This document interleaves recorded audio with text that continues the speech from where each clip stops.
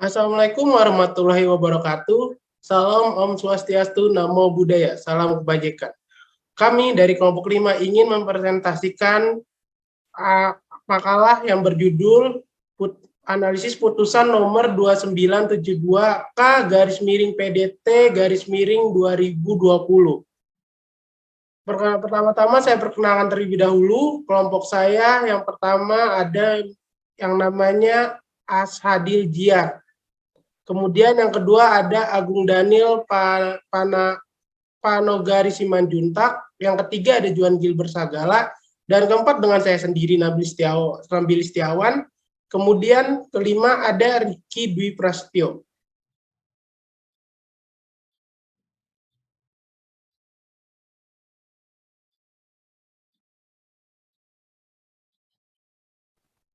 Bab 1, pendahuluan. Yang pertama ada latar belakang. Menurut Sudikno Mertokusumo, putusan merupakan suatu pernyataan yang diberikan oleh hakim sebagai pejabat negara yang diberi wewenang untuk itu dan diucapkan di dalam persidangan yang terbuka untuk umum dengan tujuan untuk menyelesaikan suatu perkara atau sengketa antara pihak yang berperkara. Putusan pengadilan diadakan untuk memperoleh sebuah keputusan dari hakim guna menyelesaikan sengketa yang dihadapi oleh pihak-pihak yang berperkara. Putusan pengadilan tersebut juga diharapkan oleh pihak-pihak yang berperkara untuk mendapatkan kepastian dan keadilan dari hakim. Dalam pengadilan Indonesia terdapat 3 tingkatan peradilan, yaitu tingkat pertama pengadilan negeri atau yang biasa disebut PN, kemudian tingkat kedua pengadilan tinggi, dan tingkat terakhir pengadilan kasasi atau Mahkamah Agung. Sengketa perdata yang berkenaan dengan tanah dapat terjadi antar individu dengan badan hukum. Yang disengketakan beraneka ragam, baik menyangkut data fisik tanahnya, data yuridisnya, atau data perbuatan hukum yang dilakukan atas tanah. Dalam putusan nomor 2972-K/PDT-2020 yang akan dianalisis oleh penulis, pihak yang bersengketa adalah antara individu dengan individu. Dengan objek yang disengketakan dalam putusan ini, yakni tanah dengan sertifikat hak milik nomor 472/Mamboro, sertifikat hak milik nomor 18/Mamboro, sertifikat hak milik nomor 158/Mamboro, sertifikat hak milik nomor 796/Mamboro, dan sertifikat hak milik nomor 732/Mamboro. Yang kedua ada para pihak yang bersengketa.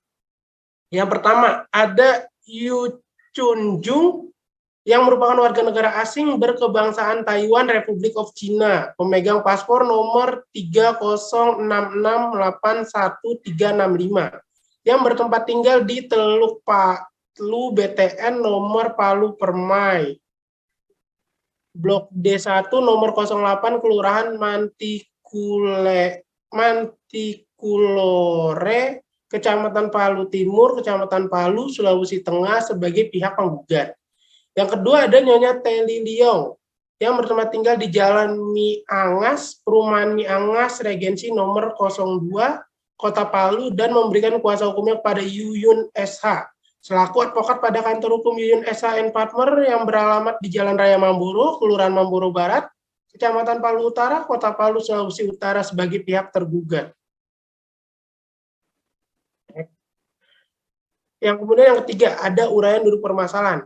Berkenaan dengan topik tentang putusan Mahkamah Agung nomor 2972-K/PDT-2020 mengenai persengketaan sertifikat hak milik atas tanah, hal-hal yang akan diungkap sebagai berikut. Yang pertama, bagaimanakah bentuk isi dari gambaran mengenai gugatan dan dasar gugatan yang diajukan ke Pengadilan Kasasi atau Mahkamah Agung? Yang kedua, bagaimanakah bentuk putusan hakim dan pertimbangan hukum dari gugatan yang diajukan ke Pengadilan Kasasi atau Mahkamah Agung? Yang keempat, ada aspek hukum perdata internasional. Berdasarkan hukum di atas, bahwa terdapat berbagai macam aspek hukum perdata internasional yang berhubungan dengan putusan Mahkamah Agung nomor 2972-K/PDT-2020 mengenai persengketaan sertifikat hak milik atas tanah di mana penggugat mewakili ayahnya untuk mengurusi permasalahan pembagian penjualan harta milik dari almarhum Misem Wang Cheng. Almarhum Misem Wang Cheng Isyung selaku ayah penggugat kepada tergugat, yaitu ibu sambung dari penggugat yang bernama Nyonya Telly Leong sebagai pemegang hak atas tanah tersebut. Jika dilihat pada aspek hukum perdata internasional, bahwa adanya perbedaan kewarganegaraan antara penggugat dan tergugat membuat adanya faktor-faktor atau keadaan yang membuat terjadinya hubungan hukum perdata internasional, di mana hukum mana yang berhak mewakili atau digunakan untuk mengatur permasalahan tersebut. Next. Selain aspek kewarganegaraan pada kasus di atas, dapat kita lihat bahwa adanya faktor domisili antara almarhum Mr. Wang Chengshen selaku ayah penggugat, di mana sejak tahun 1988 sampai dengan 1989 almarhum Mr. Wang Chengshen dan penggugat datang ke Indonesia membuka usaha pengolahan kayu ekspor yang dimana diketahui bahwa ayah dari penggugat serta penggugat telah menetap lama di Indonesia dan membuka sebuah usaha di mana ini terjadi faktor yang membuat adanya HP dari kasus ini. Seperti bagaimana cara mengatur harta warisan yang dimiliki oleh almarhum Mr. Wang Cheng-isyung, bila mana berdasarkan kasus di atas bahwa yang bersangkutan telah menetap lama animus menedi, tidak ada keinginan untuk balik ke negaranya. Sehingga apakah penggugat dapat menyelesaikan masalahnya menggunakan hukum negara asalnya ataupun harus menggunakan sistem hukum Indonesia. Kemudian ada bab 2 pembahasan yang akan dibacakan oleh teman saya. Yang pertama ada deskripsi, yaitu isi gugatan. Pembagian aset 5 bidang beserta bangunan di atasnya yang berlokasi di Kelurahan Mamboro, Kecamatan Palu Utara, Kota Palu yang terdiri dari pertama sebidang dengan tanah sertifikat hak milik nomor 18 garing Mamboro terletak di Kelurahan Mamboro, Kecamatan Palu Utara, Kota Palu dengan surat ukur tanggal 24 bulan 10 tahun 1984. Nomor 3778 garing 1984 seluas 3.210 meter persegi yang tercatat dan terdaftar atas nama Kelly Leong dengan batas-batas sebelah utara berbatasan dengan tanah milik saudara L. Ahmad, sebelah barat berbatasan dengan laut, sebelah selatan berbatasan dengan tanah H. Kadida, sebelah timur berbatasan dengan tanah saudara Abidin. Yang kedua, sebidang tanah dengan sertifikat hak milik nomor 158 garing Mamboro, Kecamatan Palu Utara, Kota Palu dengan surat ukur tanggal 20 bulan 6 tahun 1995, nomor 1539 garing 1995 seluas 7.350 meter persegi yang tercatat dan terdaftar atas nama Telly Leong dengan batas-batas sebelah utara berbatasan dengan Amir DG Malabo, sebelah barat berbatasan dengan Tanah Negara garing laut, sebelah selatan berbatasan dengan TTL 138 ZSU 1540 garing 95, sebelah timur berbatasan dengan Basri L. Ahmad. Di atas tanah tersebut dibangun rumah dan hotel Formosa dengan 2 lantai dan 10 kamar.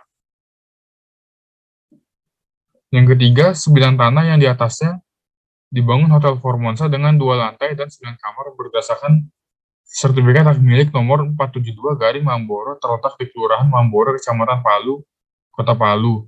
Surat ukur tanggal 24 bulan 8 tahun 1999, nomor 45 garing Mamboro, garing 1999, seluas 3.474 meter persegi, yang tercatat dan terdaftar atas nama Telly Leong dengan batas-batas sebelah utara berbatasan dengan SPK Mamboro, sebelah barat berbatasan dengan tanah milik saudara Telly Leong, sebelah selatan berbatasan dengan tanah milik Telly Leong, sebelah timur berbatasan dengan SU 1435 garing 95.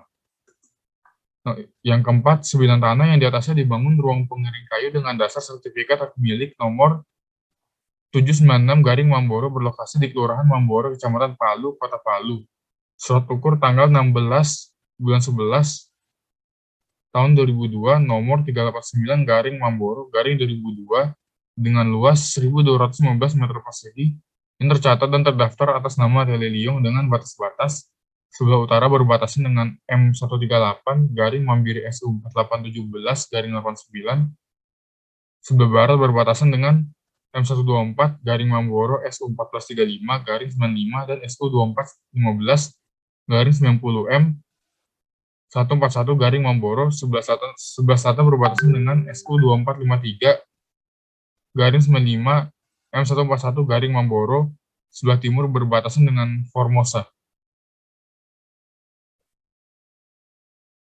Yang kelima, sebidang tanah dengan sertifikat hak milik nomor 732 garing Mamboro yang berlokasi di Kelurahan Mamboro, Kecamatan Palu Utara, Kota Palu. Surat ukur tanggal 7 bulan 1 tahun 2002, nomor 287 garing Mamboro garing 2002 dengan luas 2.833 meter persegi yang tercatat dan terdaftar atas nama Tiali Liong dengan batas-batas sebelah barat berbatasan dengan Tanah Villa Formosa, sebelah barat berbatasan dengan Tanah Villa Formosa, sebelah selatan berbatasan dengan Tanah Saudara Lamasi, sebelah timur berbatasan dengan Tanah Saudara Radia. Selanjutnya, kelima poin di atas dinyatakan sebagai objek gugatan dalam perkara ini. Yang kedua, ada dasar gugatan.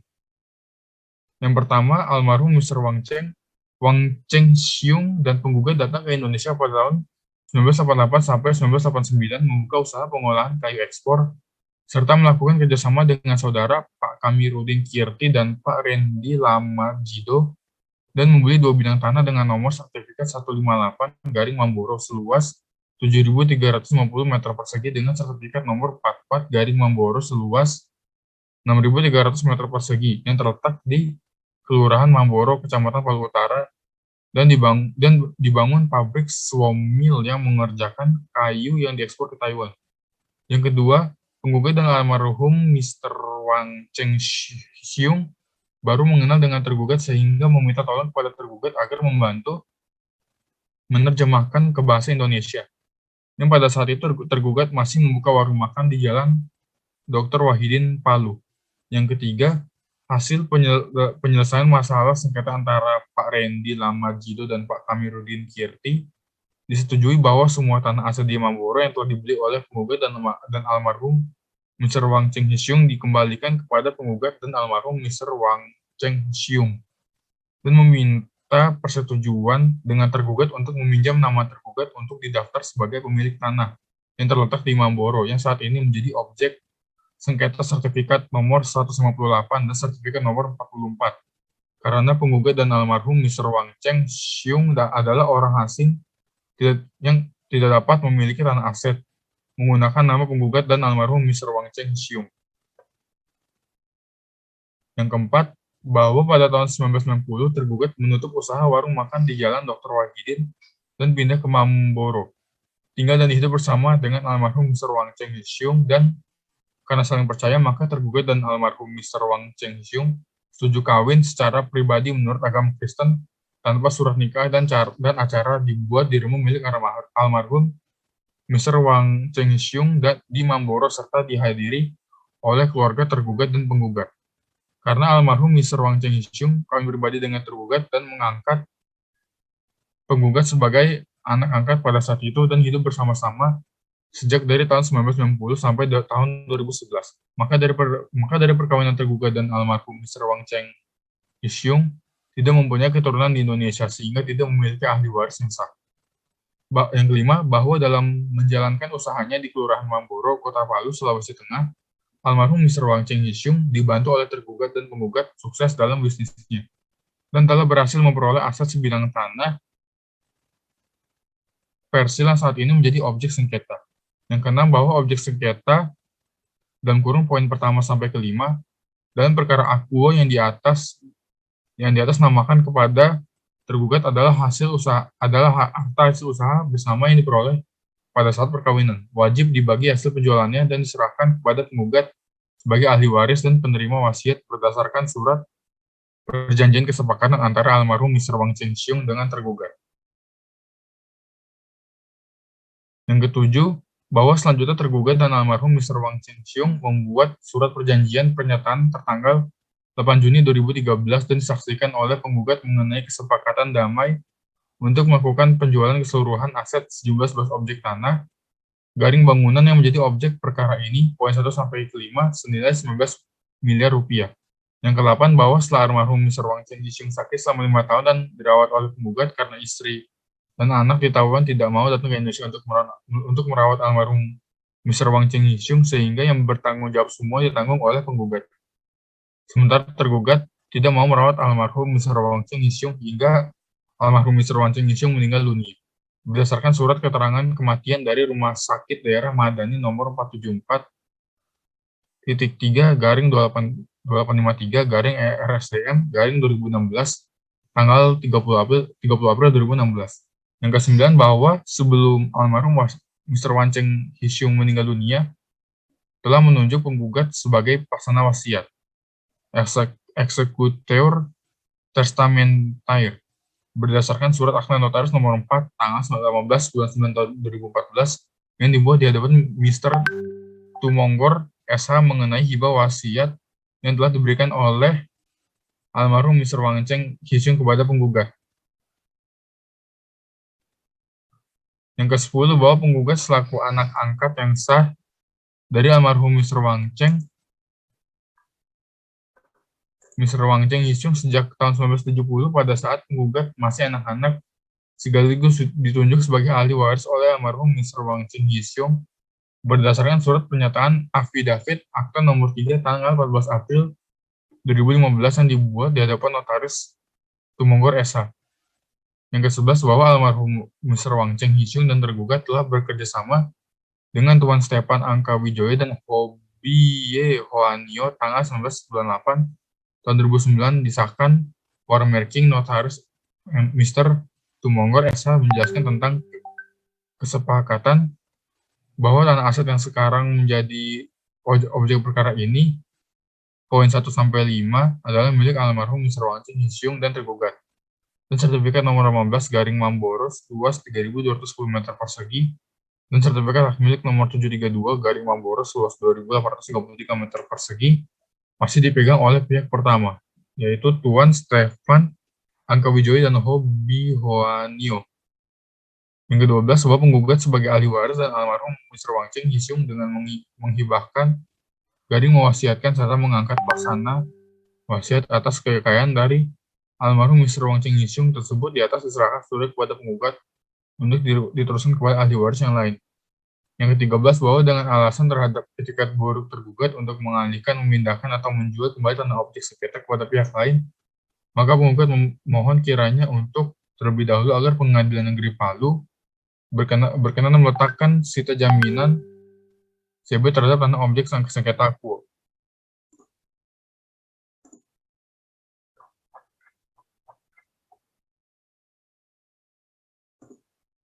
Yang ketiga, putusan hakim dan pertimbangan hukum hakim.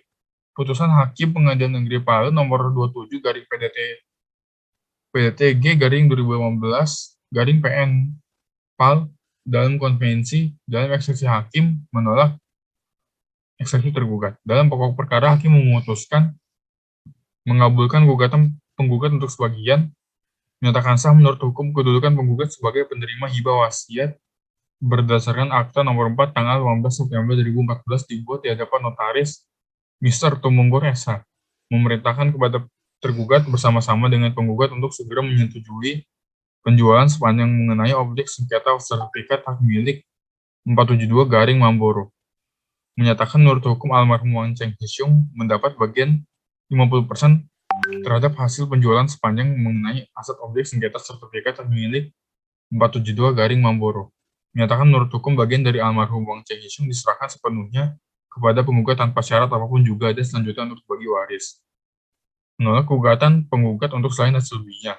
Dalam rekonvensi hakim memutus untuk menolak gugatan rekonvensi untuk selanjutnya. Dalam konvensi dan rekonvensi, hakim memutus untuk menghukum tergugat konvensi penggugat rekonvensi untuk membayar biaya perkara yang sampai saat ini ditaksir sejumlah Rp5.821.000. Selanjutnya akan dilanjutkan oleh teman saya. Selanjutnya, putusan Hakim Pengadilan Tinggi Palu nomor 88/PDT/2019/PT-PA. Menerima permohonan banding dari pembanding atau penggugat dan permohonan banding pembanding atau tergugat. Memperbaiki putusan Pengadilan Negeri Palu nomor 27/PDT garing 2018 garing PN PAL tanggal 27 September 2018 yang dimohonkan banding tersebut. Sehingga amar selengkapnya berbunyi sebagai berikut. Dalam konvensi, dalam eksepsi, menolak eksepsi tergugat.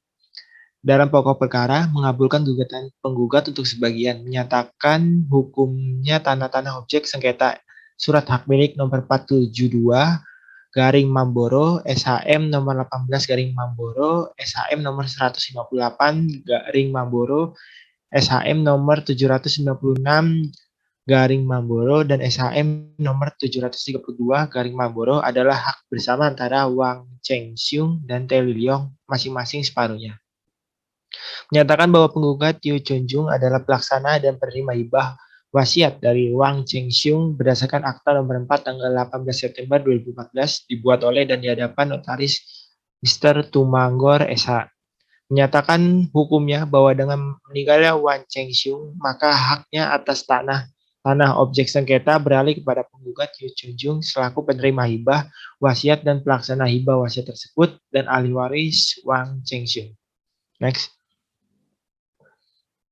Menghukum tergugat untuk menyerahkan separuh tanah sengketanya SHM nomor 472 garing Mamboro kepada penggugat atau apabila sulit atau tidak dapat dilaksanakan maka tanah SHM nomor 472 garing Mamboro dijual lelang dan hasilnya dibagi dua antara penggugat dan tergugat yang masing-masing separuhnya.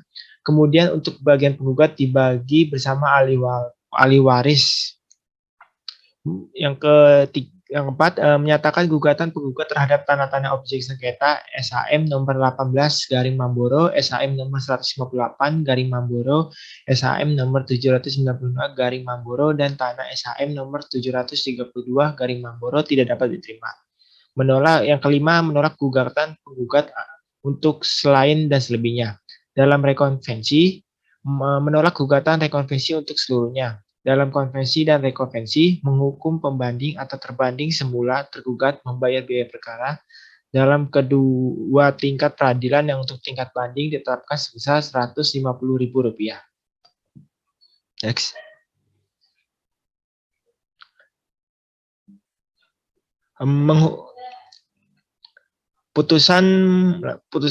Menghukum tergugat untuk menyerahkan putusan Mahkamah Agung nomor 2972K garing PDT garing 2020 mengadili mengabulkan permohonan kasasi dari pemohon kasasi Yu Chunjung tersebut. Lalu membatalkan putusan Pengadilan Tinggi Palu nomor 88 garing PDT tahun 2019 garing PT Palu tanggal 11 Maret yang memperbaiki putusan Pengadilan Negeri Palu nomor 27 garing PDT garing 2018 garing PN PAL tanggal 27 September 2018. Mengadili sendiri dalam konvensi, dalam eksepsi, 1.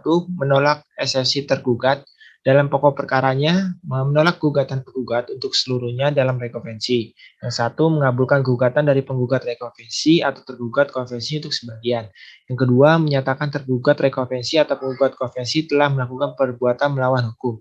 Yang ketiga, menghukum tergugat rekonvensi untuk mengosongkan atau meninggalkan lokasi milik penggugat rekonvensi yang dikuasai oleh tergugat rekonvensi segera dan tanpa syarat. Yang keempat, menolak gugatan dari penggugat rekonvensi atau tergugat konvensi untuk selebihnya. Next.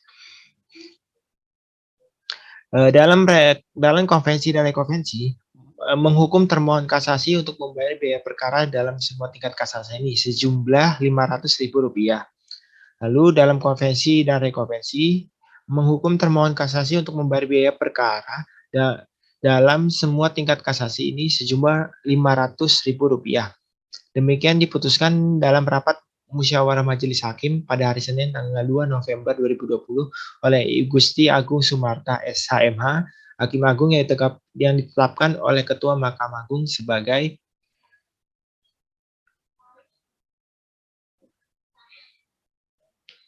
Next. Lalu ada pertimbangan hukum Hakim Pengadilan Tinggi Palu nomor 88 garing PDT garing 2019 garing PT PAL menimbang bahwa permohonan banding dari kuasa pembanding semula penggugat permohon banding dari kuasa pembanding semula tergugat tersebut diajukan dalam tenggang waktu dan menurut tata cara yang sudah ditentukan oleh undang-undang dan karenanya permohon banding tersebut secara formal dapat diterima. Menimbang bahwa pembanding semula di dalam memori bandingnya mengajukan alasan banding dengan pokok sebagai berikut, bahwa judex facti telah keliru karena hanya mengabulkan satu objek tanah untuk dijual bersama antara pembanding atau penggugat dengan terbanding atau tergugat. Padahal pengadilan negeri telah menyatakan dalam pertimbangannya bahwa tanah objek sengketa yang dimaksud meskipun atas nama Teli Liong, tetapi hak bersama dengan Hua Chengxiong karena sejatinya tanah tersebut dibeli dari uang kepunyaan Hua Chengxiong yang mana diperkuat pula dengan bukti slip pengambilan tabungan pada Bank Exim nomor rekening 034009408778 atas nama Wang Chengxiong. Maka menurut pembanding khusus untuk HSAM nomor 158 garing Mamboro luas 7.350 meter yang jelas terungkap dalam persidangan bahwa objek tanah ini adalah harta bawaan almarhum Wang Chengxiong dan berdasarkan fakta tersebut maka seharusnya objek tanah tersebut tidak dapat dibagi dengan Teli Liong sebagai terbanding dan merupakan bagian hak mutlak almarhum Wang Chengxiong. Next.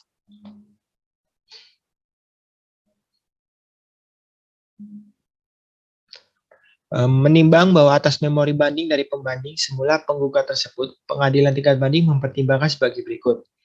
Menimbang bahwa terhadap keberatan pembanding untuk semula penggugat bahkan fakti keliru karena hanya mengabulkan satu objek tanah untuk dijual bersama antara pembanding atau penggugat dengan terbanding atau tergugat sesuai sertifikat hak milik nomor 472 garing Mamboro dengan alasan bahwa sertifikat hak milik 158 garing Mamboro, sertifikat hak milik 472 garing Mamboro, sertifikat hak milik 79 Mamboro, dan sertifikat hak milik 732 garing Mamboro yang masing-masing atas nama Teli Liong. Namun sejatinya tanah tersebut dibeli dari uang milik Wang Chengxiong atas nama Chengxiong, hal mana diperkuat pula oleh bukti slip pengambilan tabungan pada Bank Exim nomor rekening 034009408778 atas nama Wang Chengxiong menurut pengadilan tinggi tidak dapat dibenarkan dan harus dikesampingkan. Karena pengadilan tingkat pertama telah mempertimbangkan dengan benar bahwa meskipun objek sengketa tersebut adalah merupakan hasil usaha bersama antara Wang Chengxiong dan tergugat Teli Liong, namun oleh karena objek sengketa terdiri dari sertifikat hak milik nomor 18 garing Mamboro, sertifikat milik nomor 732 garing Mamboro yang seluruhnya atas nama tergugat Teli Liong masih menjadi jaminan utang. Maka menurut hukum tanah tersebut tidak dapat dibagi karena statusnya masih dalam jaminan utang, kecuali tanah dengan sertifikat hak milik nomor 4732 garing Mamboro yang tidak menjadi jaminan utang maka dapat dibagi, yaitu hak almarhum Wang Chengxiong dan hak yang menjadi bagian Teli Liong. Next.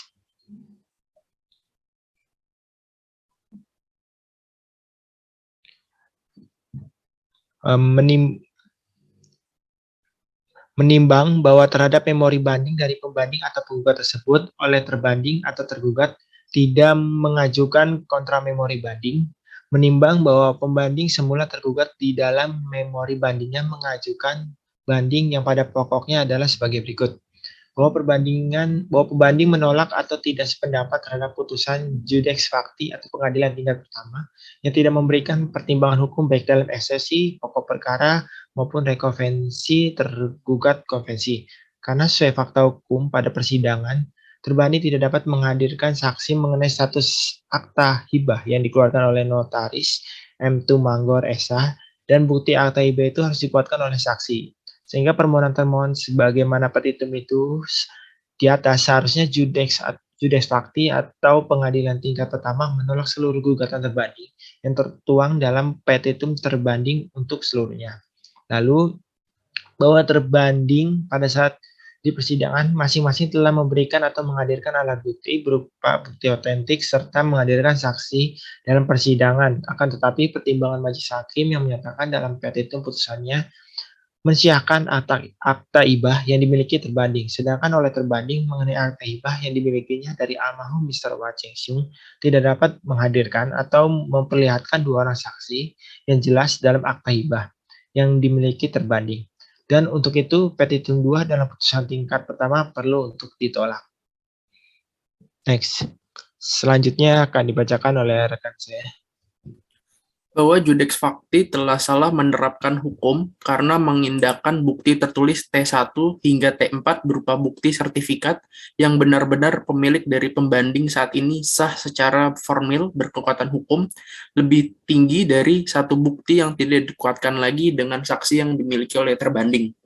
Bahwa jelas dalam hal ini oleh pembanding atau tergugat, konvensi atau penggugat rekonvensi adalah pihak yang mengalami kerugian karena tidak pernah melakukan kerjasama yang dibuktikan oleh penggugat yang sama sekali tidak memiliki kapasitas atau legal standing dalam gugatan penggugat dan bukan juga seorang ahli waris dari almarhum Mr. Wang Chengxiong dilakukan oleh terbanding atau sehingga oleh karenanya sangat layak dan patut jika petitum nomor 2 gugatan terbanding atau penggugat untuk ditolak atau gugatan terbanding atau penggugat untuk seluruhnya harus ditolak.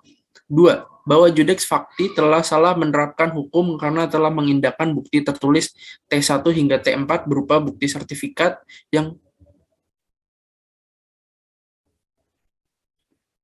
selanjutnya bahwa sehubungan dengan tidak ada satupun alat bukti tertulis yang menunjukkan adanya perbuatan terbanding, di mana aset yang dimiliki pembanding yang tidak ada hubungannya dengan terbanding sehingga terbanding tidak dapat membuktikan kebenaran lewat bukti tertulis atas dalil-dalilnya, sehingga tidak patut dan tidak layak untuk tidak diterima. Oleh karena terbanding tidak dapat membuktikan dalil-dalilnya, maka sangat layak dan patut jika terhadap petitum nomor 1 gugatan dalam rekonvensi pembanding atau penggugat untuk diterima. Selanjutnya, bahwa sehubungan dengan tidak ada satupun alat bukti tertulis yang menunjukkan adanya perbuatan terbanding di mana aset yang dimiliki pembanding yang tidak ada hubungan dengan terbanding sehingga terbanding tidak dapat membuktikan kebenaran lewat bukti tertulis atas dalilnya sehingga tidak patut dan tidak layak untuk tidak terima. Menimbang bahwa atas memori banding dari pembanding atau tergugat tersebut, pengadilan tingkat banding mempertimbangkan sebagai berikut. Bahwa terhadap keberatan-keberatan pembanding, semula tergugat bahwa terbanding semula penggugat tidak dapat menghadirkan saksi mengenai status akta hibah yang dikeluarkan oleh notaris M. Tumonggor SH, dan bukti akta hibah itu harus dikuatkan oleh saksi dan juga tidak pernah melakukan kerjasama yang dibuktikan oleh penggugat, dan penggugat tidak memiliki kerjasama yang dibuktikan kapasitas atau legal standing, serta bukan juga seorang ahli waris dari almarhum Mr. Wang Chengxiong, sehingga seharusnya Judex Fakti atau pengadilan tingkat pertama menolak seluruh gugatan terbanding menurut pengadilan tingkat banding tidak dapat dibenarkan dan harus dikesampingkan. Selanjutnya, menimbang bahwa terhadap memori banding dari pembanding atau tergugat tersebut oleh terbanding penggugat tidak mengajukan kontra memori banding. Menimbang bahwa setelah pengadilan tingkat banding memeriksa dan mempelajari dengan seksama berkas perkara dan salinan resmi putusan Pengadilan Negeri Palu nomor 27 /G/G/2018/PN tanggal 27 September 2018, memori banding dari pembanding atau terbanding semula penggugat dan memori banding dari pembanding atau terbanding semula tergugat sebagaimana telah dipertimbangkan di atas, bahwa pertimbangan-pertimbangan hukum pengadilan tingkat pertama ada yang telah tepat dan benar, sehingga karena itu pertimbangan-pertimbangan hukum itu diambil alih sebagai pertimbangan hukum pengadilan tingkat banding sendiri dalam memutus perkara ini dalam tingkat banding. Selanjutnya, namun demikian ada pertimbangan dan putusan yang tidak dapat sehingga harus diperbaiki. Oleh karena itu putusan pengadilan tingkat pertama akwo dapat dikuatkan dengan perbaikan penambahan amar putusan sebagaimana akan dinyatakan dalam amar putusan pengadilan tinggi.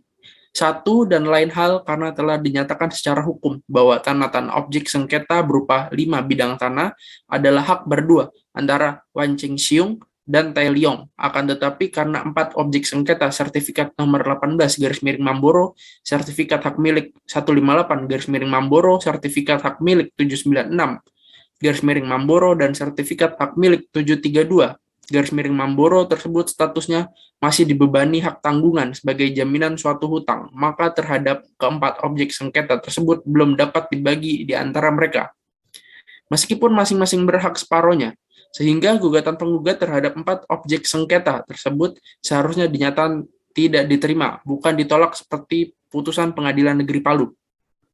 Menimbang bahwa oleh karena tuntutan penggugat yang dikabulkan untuk dijual bersama mengenai objek sengketa barulah untuk sengketa tanah, surat sertifikat hak milik nomor 47/2 garis miring Mamboro, dan kemudian hasilnya dibagi dua antara penggugat dengan tergugat, maka tuntutan penggugat yang maksudnya demikian akan diperbaiki redaksinya sedemikian rupa dalam amar putusan, agar putusannya dapat dengan mudah dilaksanakan.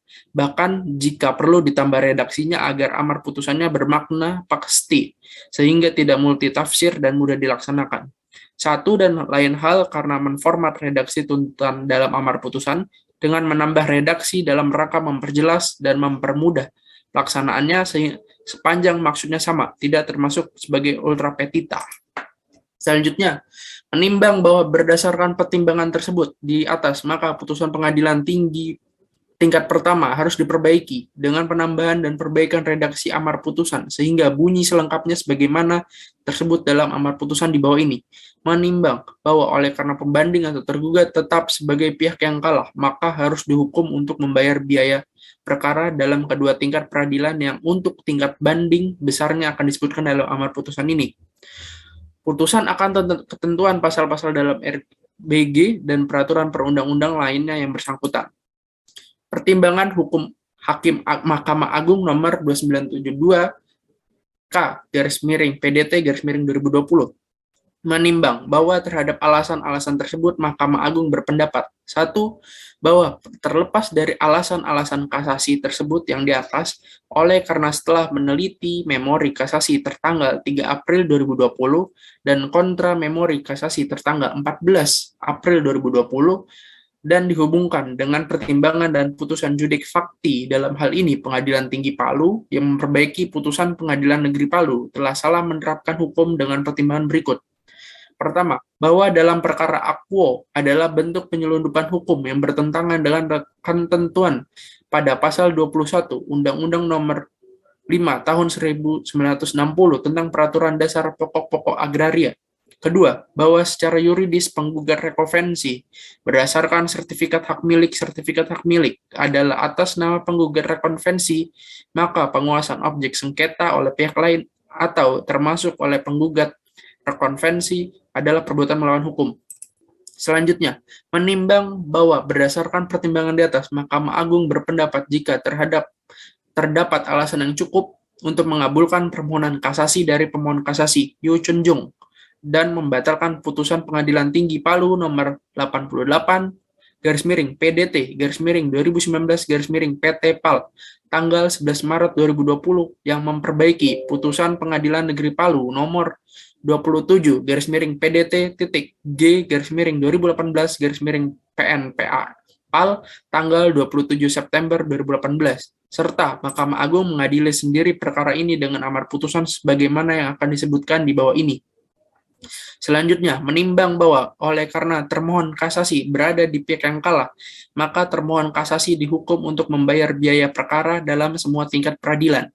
Selanjutnya, memperhatikan Undang-Undang Nomor 48 Tahun 2009 tentang Kekuasaan Kehakiman, Undang-Undang Nomor 14 Tahun 1985 tentang Mahkamah Agung, sebagaimana yang telah diubah dengan Undang-Undang Nomor 5 Tahun 2004 dan perubahan kedua dengan Undang-Undang Nomor 3 Tahun 2009 serta peraturan-peraturan yang lain yang bersangkutan. Selanjutnya akan dilanjut oleh teman saya. Baik, terima kasih Jiat. Bab 3 analisis. Next.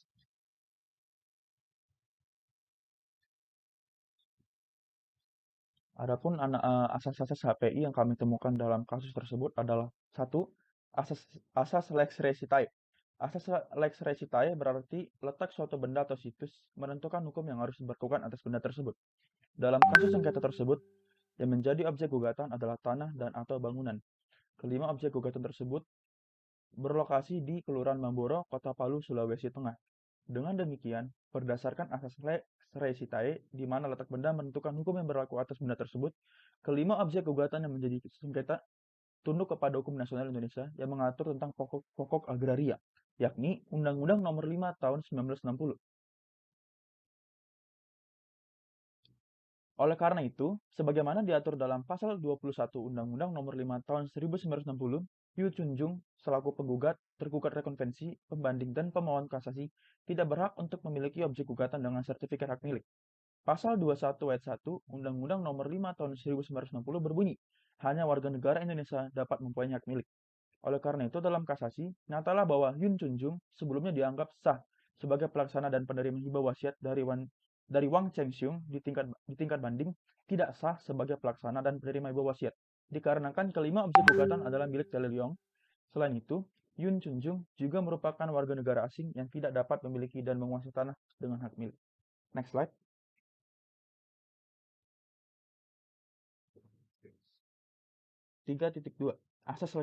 Asas lex loci celebrationis.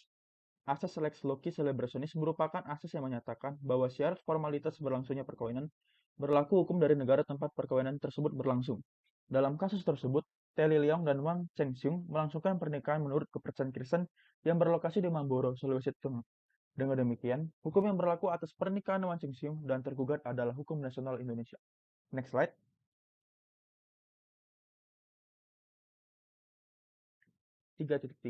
Asas lex loci celebrationis.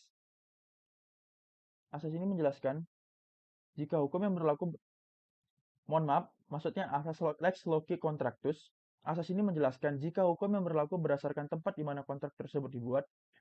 Dalam kasus tersebut terdapat perjanjian yaitu surat kesepakatan tertanggal 18 Februari 2005 yang tertulis dalam bahasa Mandarin dan telah diterjemahkan ke dalam bahasa Indonesia bahwa almarhum Mr. Wang Chengxiong dan tergugat telah melakukan suatu kesepakatan atau persetujuan yang didasari oleh pasal 1320 KUH Perdata.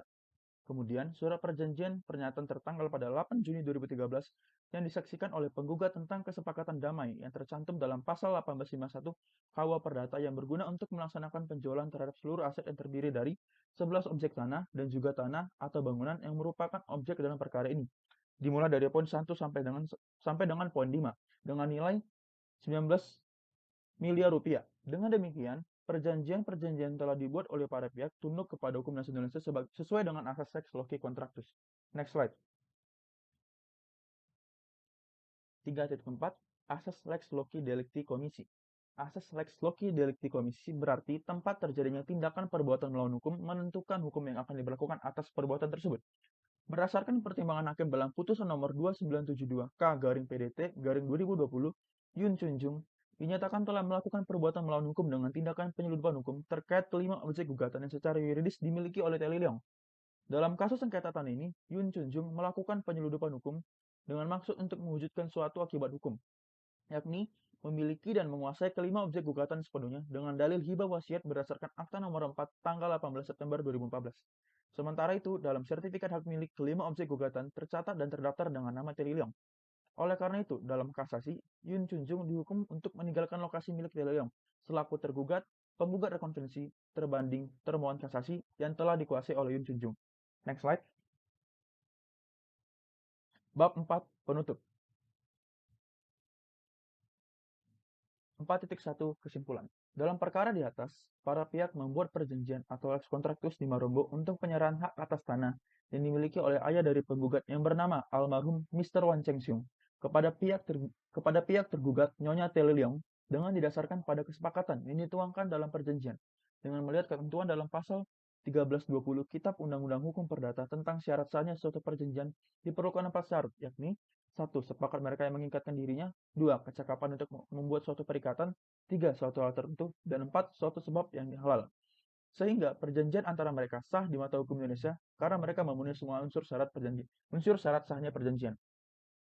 Dalam permasalahan yang terjadi pada kasus di atas, bahwa telah terjadi permasalahan dalam hukum perdata internasional yang melibatkan warga negara asing dan warga negara Indonesia mengenai status hak tanah yang dimiliki penggugat yang diberikan kepada tergugat sebagai perantara dalam tanah tersebut.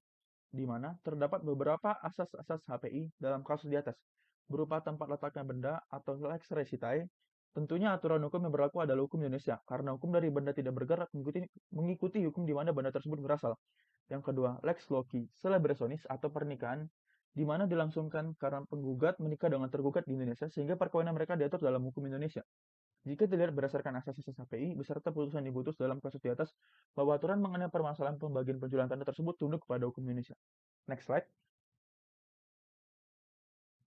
4.2 Saran. Dari putusan serta analisis di atas, nyatalah bahwa sebenarnya permasalahan ini adalah permasalahan yang sering terjadi di mana tidak dijalankannya perjanjian awal yang telah dibuat oleh kedua belah pihak, sehingga menimbulkan konflik antara penggugat terhadap tergugat. Ini merupakan penyalahgunaan wewenang yang diberikan oleh ayah penggugat kepada tergugat selaku istri dari pihak tergugat, di mana penggugat menjadikan tergugat sebagai perantara dalam memegang hak atas tanah yang dimilikinya. Karena sebagaimana kita ketahui, bahwa orang asing tidak dapat memiliki tanah di Indonesia, sehingga penggugat melakukan perjanjian perantara sebagai pemilik tanah kepada tergugat. Oleh sebab itu, lebih baik bahwa setiap perjanjian yang dibuat harus selalu ditaati terhadap semua pihak, sehingga tidak akan menimbulkan sengketa. Next slide. Berikut daftar pustaka sebagai sumber-sumber yang kami kutip dalam analisis tersebut. Penonton dapat mengaksesnya pada link deskripsi di channel YouTube ini. Next slide. Terima kasih atas kesabaran penonton dalam menonton video channel YouTube kami. Mohon maaf bila ada kesalahan kata. Wassalamualaikum warahmatullahi wabarakatuh. Salam, Om Santi Santi Om, Nama Budaya, salam sejahtera bagi kita semua.